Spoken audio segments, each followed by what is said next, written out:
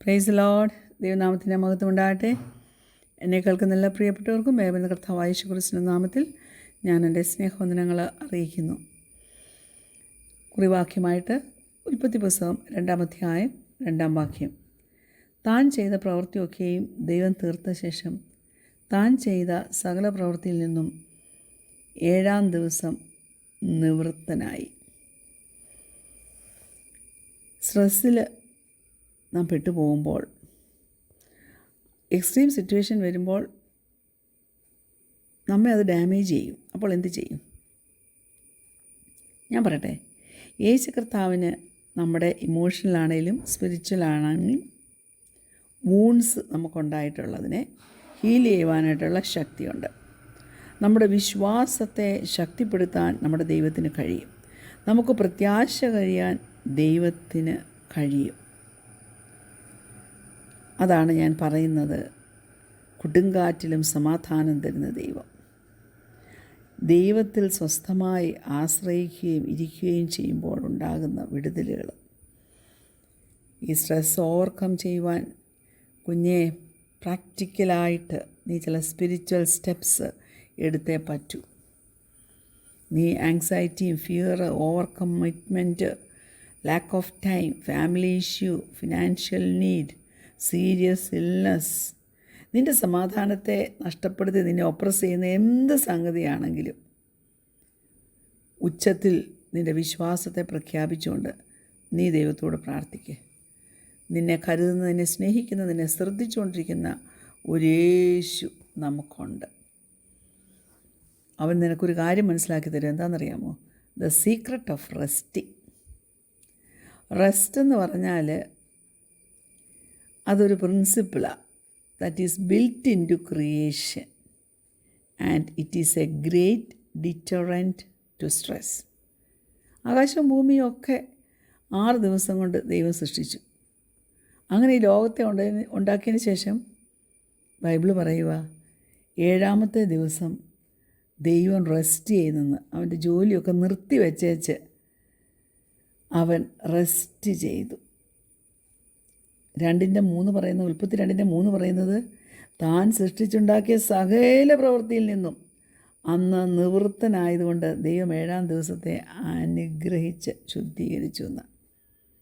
ദൈവം റെസ്റ്റ് ചെയ്യുമെന്ന് പറയുമ്പോൾ അതിൻ്റെ അർത്ഥം അവൻ ടയേർഡായെന്നും അവന് കുറച്ച് സമയം അവൻ്റെ എനർജി ഒന്ന് റിന്യൂ ചെയ്യാൻ വേണ്ടി സമയമെടുത്തൊന്നും അല്ല. അതിൻ്റെ അർത്ഥം എന്താണെന്ന് വെച്ചാൽ അവൻ ജോലിയിൽ നിന്ന് നിവൃത്തനായി. He ceases from work for a time after completing what he had set out to do. ചെയ്തതിന് ശേഷം മോശയ്ക്ക് താൻ കൽപ്പന കൊടുത്തു. ആ കൽപ്പന കൊടുക്കുമ്പോഴും അവരോട് പറയുന്നുണ്ട്, ആഴ്ചയിൽ ഒരു ദിവസം അവർ റെസ്റ്റ് ചെയ്യണമെന്ന്. പുറപ്പാട് പുസ്തകം 28-ാം അധ്യായം അതിൻ്റെ 8-ഉം 9-ഉം 10-ഉം വാക്യങ്ങൾ. ശബ്ദനാളിനെ ശുദ്ധീകരിപ്പാൻ ഓർക്കുക, 6 ദിവസം അധ്വാനിച്ചിൻ്റെ വേലയൊക്കെയും ചെയ്യുക. 7-ാം ദിവസം നിൻ്റെ ദൈവമായ യഹോവയുടെ ശബ്ബത്താകുന്നു. അന്ന് നീ, നിൻ്റെ പുത്രനും പുത്രിയും, നിൻ്റെ വേലക്കാരനും വേലക്കാരത്തെയും, നിൻ്റെ കന്നുകാലികളും നിൻ്റെ പടിവാതിൽക്കകത്തുള്ള പരദേശിയും ഒരു വേലയും ചെയ്യരുത്. അതായത് 7-ാം ദിവസം this was to be a day of rest for the people and also for the animals.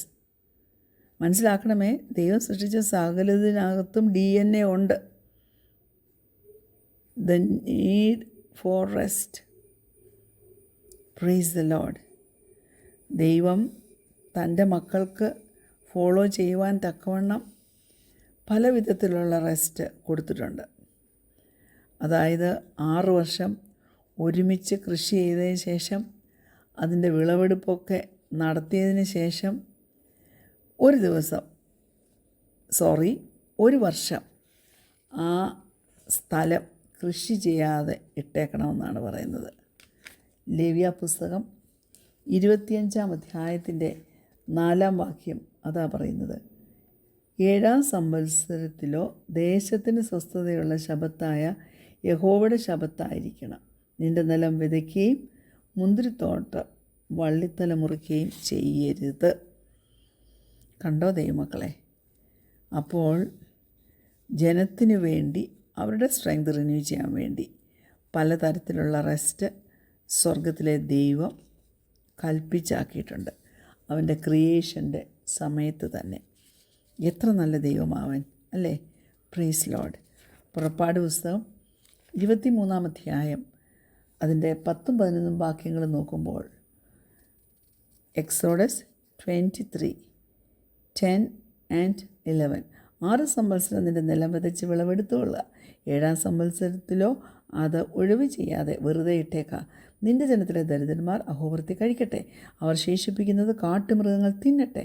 നിൻ്റെ മുന്തിരിത്തോട്ടവും ഒലിവൃക്ഷവും സംബന്ധിച്ചും അങ്ങനെ തന്നെ ചെയ്യുക. അപ്പോൾ സ്ക്രിപ്ചർ, തിരുവചനം റെസ്റ്റിനെക്കുറിച്ച് പറയുന്നുണ്ട്. എന്നാണേലും ഇതൊക്കെ it is integral to our lifes. Resting എന്ന് പറഞ്ഞാൽ എല്ലാ ബിസി കാര്യങ്ങളും, സ്ട്രെയിനേഴ്സ് ആയിട്ടുള്ള ആക്ടിവിറ്റീസൊക്കെ, അത് ഫിസിക്കലാണെങ്കിലും മെൻ്റലാണെങ്കിലും മാറ്റി വെച്ചിട്ട് നമ്മുടെ സ്ട്രെങ്ത് ഒന്ന് റീഗെയിൻ ചെയ്യണം. സ്വസ്ഥമായി ഒന്നിരിക്കണം. അപ്പോൾ നമുക്ക് എന്ത് പറ്റുമെന്നറിയാമോ? നമ്മുടെ ഈ നാച്ചുറൽ എൻവയറമെൻറ്റിൽ ഫിസിക്കലി ആൻഡ് സ്പിരിച്വലി, നമ്മളൊരു സ്പിരിച്വൽ ബീയിങ് ആണല്ലോ, നമുക്കൊരു സ്വസ്ഥത ലഭിക്കും. ഓരോ റെസ്റ്റും ഇമ്പോർട്ടൻ്റാണ് കേട്ടോ. ഒരു പൂർണ്ണ സ്വാതന്ത്ര്യം നമുക്ക് ലഭിക്കണമെങ്കിൽ. എനിവേ, എനിക്കൊരു കാര്യം പറയാനുള്ളത്, ദൈവം നാം റെസ്റ്റ് ചെയ്യണമെന്ന് ആഗ്രഹിക്കുന്നു. What God wants for us is a rest that is whole and complete, one that covers all areas of our life. Resting in God, എന്തുവാ അതിൻ്റെ അർത്ഥം? കേട്ടില്ലേ? റെസ്റ്റിംഗ് ഇൻ ഗോഡ് എന്ന് പറഞ്ഞാൽ നമ്മുടെ ജീവിതത്തിൻ്റെ, ലൈഫിൻ്റെ, ഭാവിയുടെ അബ്സല്യൂട്ട് കൺട്രോൾ നമ്മൾ ദൈവത്തെ അങ്ങ് ഏൽപ്പിക്കുക. പൂർണ്ണമായിട്ട് ദൈവത്തെ അങ്ങ് ട്രസ്റ്റ് ചെയ്യുക. അവൻ്റെ ഹിതം നമ്മുടെ ജീവിതത്തിൽ നിറവേറാൻ വേണ്ടി ഏൽപ്പിച്ചു കൊടുക്കുക. ദൈവത്തിന് മാത്രമേ നമ്മുടെ ഭാവി അറിയത്തുള്ളൂ. അവൻ ആരംഭവും അവസാനവും അറിയുന്ന ദൈവമാണ്. അവന് മാത്രമേ നമ്മളെ കൺട്രോൾ ചെയ്യാൻ പറ്റത്തുള്ളൂ. അതുകൊണ്ട് നമ്മൾ അവന് സറണ്ടർ ചെയ്ത് കൊടുക്കണം. നമ്മുടെ വറീസൊക്കെ അവന് കൊടുക്കണം. നിങ്ങൾ പല പ്രാവശ്യം മത്തായി 6 അനേക വാക്യങ്ങളും കേട്ടിട്ടുള്ളതാണ്. അതിനകത്തൊക്കെ അതാ പറയുന്നത്. എപ്പോഴും സ്ട്രെസ്സ് നമ്മുടെ ജീവിതത്തിലെ ഒരു ഏരിയയുമായിട്ട് കണക്ട് ചെയ്തിരിക്കുമായിരിക്കും. അത് ഏത് ഏരിയ ആണെന്ന് നോക്കുമ്പോൾ മനസ്സിലാകും. നമ്മൾ സറണ്ടർ ചെയ്ത് കൊടുക്കാത്തൊരു ഏരിയ ആയിരിക്കുമെന്ന്. നമ്മൾ പലപ്പോഴും സ്ട്രെസ് എക്സ്പീരിയൻസ് ചെയ്യുമ്പോൾ ഉണ്ടാകുന്ന ആ സ്ട്രഗിൾസ് ഉണ്ടല്ലോ, നമ്മുടെ ജഡത്തിൽ നമ്മോട് യുദ്ധം ചെയ്യും. തന്നെയുമല്ല, അത് നമ്മുടെ ആത്മാവിനെ പോരാട്ടത്തിലേക്ക് നയിക്കും. അത് നമ്മുടെ ഇന്നർ ബീയിങ്, നമ്മുടെ ഉള്ളിൽ വസിക്കുന്ന ദൈവത്തിൻ്റെ പരിശുദ്ധാത്മാവിനെ ഒരിക്കലും നാം തടുക്കരുത്, കെടുക്കരുത്, ദുഃഖിപ്പിക്കരുത്.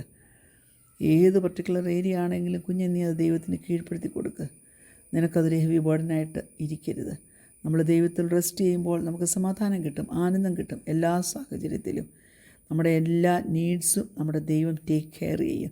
നമ്മൾ നമ്മുടെ പാർട്ട് അങ്ങ് ചെയ്താൽ മതി. നമ്മുടെ ഹ്യൂമൻ റെസ്പോൺസിബിലിറ്റി നാം ചെയ്താൽ മതി. കർത്താവേ, എൻ്റെ കടബാധ്യതയിൽ നിന്ന് എന്നെ വിടുവിക്കണേ എന്ന് പറഞ്ഞ് പൂർണ്ണമായിട്ട് നമ്മൾ ദൈവത്തിൽ ആശ്രയിച്ച് കർത്താവ് നമുക്ക് വേണ്ടി അത് ചെയ്തു തരും. പക്ഷെ നാം എന്ത് ചെയ്യണം? നമ്മൾ ഗുഡ് ഫിനാൻഷ്യൽ പ്രാക്ടീസസ് ഫോളോ ചെയ്യണം. ഹല്ലേലൂയ. നമ്മൾ ദൈവത്തിൻ്റെ സ്നേഹത്തിലും നന്മയിലും വിശ്വസ്തതയിലും നാം ആശ്രയിക്കുന്നതാണ് നമ്മുടെ ജീവിതത്തിലെ ഏറ്റവും വലിയ ബലം. അതുകൊണ്ടാണ് പത്രോസ് അപ്പോസ്തലൻ പറയുന്നത്, നിങ്ങളുടെ ചിന്താകുലം അവൻ്റെ മേൽ ഇട്ടുകൊള്ളുവീൻ, കാരണം അവൻ നിങ്ങൾക്കായി കരുതുന്നു. അവൻ നിങ്ങൾക്കായി കരുതുന്നതാകയാൽ സകല ചിന്താകുലവും അവൻ്റെ മേൽ ഇട്ടുകൊള്ളുവീൻ. പറ്റുമോ ദൈവവേദലേ? കാസ്റ്റ് എന്ന് പറഞ്ഞാൽ ഇംഗ്ലീഷിൽ പറയുന്ന കാസ്റ്റിംഗ് ഓൾ യുവർ കെയർ എന്നാണ്.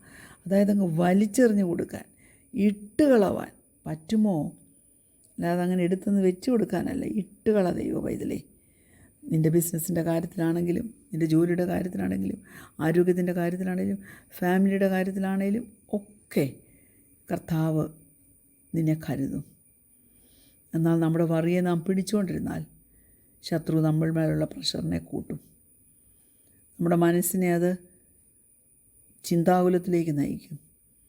അങ്ങനെ ആ സൈക്കിൾ ഇങ്ങനെ മുന്നോട്ട് പോയിരുന്നാൽ സ്പിരിച്വലി പോലും നമുക്ക് മുന്നോട്ട് പോകാൻ കഴിയാതെ അങ്ങനെയുള്ള ജീവിതത്തിലെ ഇംപേഷ്യൻസ് അവരിൽ പല ഡിമോണിക് ആക്ടിവിറ്റീസും കടന്നു വരുവാനിടയാക്കും. Lack of rest, lack of sleep, ഇതൊക്കെ നമ്മുടെ സമാധാനത്തെ നഷ്ടപ്പെടുത്താൻ തക്കവണ്ണം ശത്രു കൊണ്ടുവരുന്ന കാര്യമാണ്. അതുകൊണ്ട് ദൈവമക്കളെ, റെസ്റ്റ് ഒഴിച്ചുകൂടാൻ പറ്റാത്തൊരു കാര്യമാണ്. വിശ്വസിക്കുക. ചെറുതായിട്ട് little by little lack of rest opens the way to demonic activity. മറക്കരുത് കേട്ടോ. എന്നാൽ പൂർണ്ണമായിട്ട് ദൈവത്തിലേക്ക് സമർപ്പിക്കുമ്പോൾ തകർന്ന എല്ലാ അവസ്ഥയും സ്വർഗത്തിലെ ദൈവം പണിയും. കണ്ണടയ്ക്കാൻ പ്രാർത്ഥിക്കാം. നല്ല കർത്താവേ, നല്ല ദൈവമേ, ഞങ്ങൾക്ക് ആയുസ് തന്ന് ആരോഗ്യം തന്ന് സന്തോഷത്തോടെ ഒരു സ്ട്രെസ്സുമില്ലാതെ ജീവിക്കണമെങ്കിൽ പൂർണ്ണമായി ഞങ്ങൾ നിനക്ക് സറണ്ടർ ചെയ്യണമല്ലോ. ദേഹം, ദേഹി, ആത്മാവ് സന്നിധാനത്തിൽ, തിരുസന്നിധാനത്തിൽ, ദൈവത്തിൻ്റെ സന്നിധാനത്തിൽ സമർപ്പിക്കുന്നു. ഞങ്ങളെ വഴി നടത്തിയാട്ട്, ജയത്തോടെ നടത്തിയാട്ട്, യേശുവിൻ്റെ നാമത്തിൽ തന്നെ. ആമീൻ. Praise lord. God bless you all.